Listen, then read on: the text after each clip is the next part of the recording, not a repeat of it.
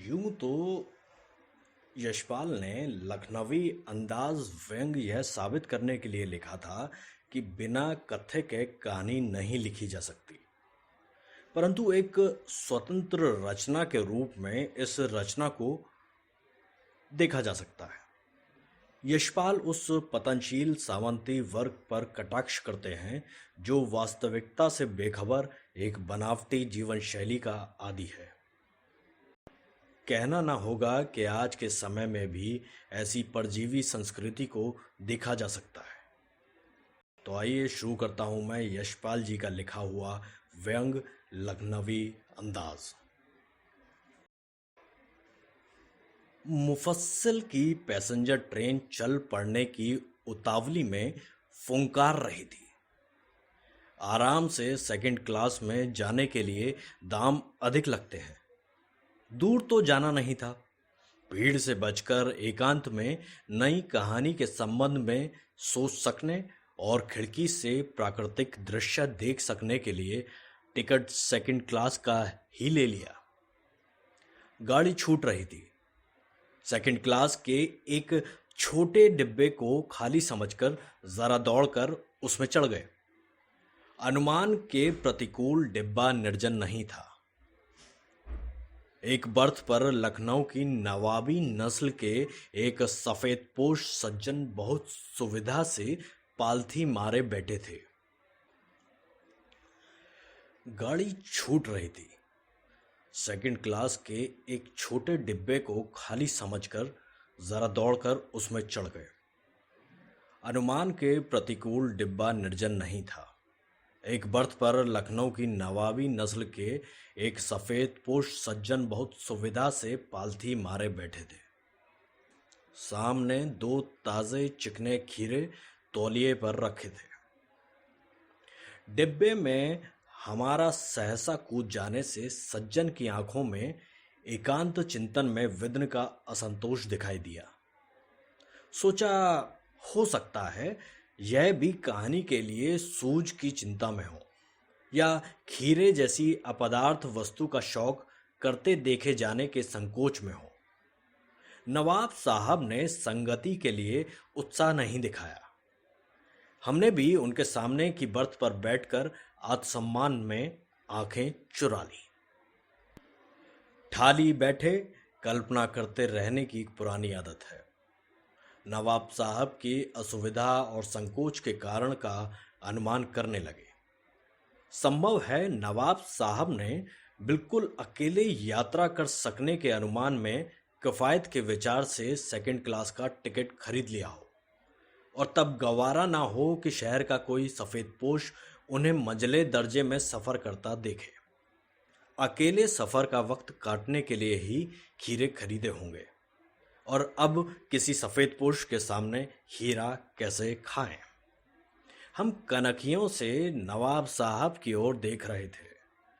नवाब साहब कुछ देर गाड़ी की खिड़की से बाहर देखकर स्थिति पर गौर करते रहे। ओह, नवाब साहब ने सहसा हमें संबोधन किया। आदाब अर्ज, जनाब खीरे का शौक फरमाएंगे? नवाब साहब का सहसा भाव परिवर्तन अच्छा नहीं लगा। भांप लिया, आप शराफत का गुमान बनाए रखने के लिए हमें भी मामूली लोगों की हरकत में लथेड़ लेना चाहते हैं। जवाब दिया, शुक्रिया, किबला शौक फरमाएं। नवाब साहब ने फिर एक पल खिड़की से बाहर देखकर गौर किया और दृढ़ निश्चय से खीरों के नीचे रखा तौलिया झाड़कर सामने बिछा लिया। सीट के नीचे से लोटा उठाकर दोनों खीरों को खिड़की से बाहर धोया और तौलिए से पोंछ लिया। जेब से चाकू निकाला, दोनों खीरों के सिर काटे और उन्हें गोद कर झाग निकाला।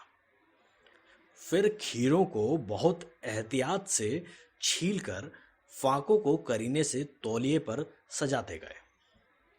लखनऊ स्टेशन पर खीरा बेचने वाले खीरे के इस्तेमाल का तरीका जानते हैं।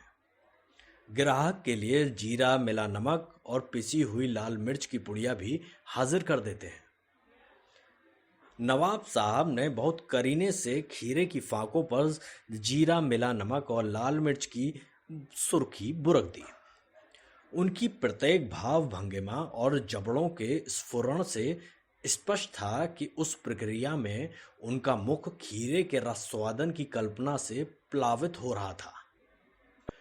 हम कनखियों से देखकर सोच रहे थे, मियाँ रईस बनते हैं, लेकिन लोगों की नज़रों से बच सकने के ख्याल में अपनी असलियत पर उतर आए हैं। नवाब साहब ने फिर एक बार हमारी ओर देख लिया। वल्लाह, शौक कीजिए, लखनऊ का बालम खीरा है। नमक मिर्च छिड़क दिए जाने से ताज़े खीरे की पनियाती फाकें देखकर पानी मुंह में ज़रूर आ रहा था, लेकिन इनकार कर चुके थे। आत्मसम्मान निभाना ही उचित समझा। उत्तर दिया, शुक्रिया, इस वक्त तलब महसूस नहीं हो रही। मैदा भी ज़रा कमज़ोर है। किबला शौक फरमाए। नवाब साहब ने सतृष्ण आंखों से नमक मिर्च के संयोग से चमकती खीरे की फाकों की ओर देखा। खिड़की के बाहर देखकर दीर्घ निश्वास लिया। खीरे की एक फाक उठाकर होठों तक ले गए।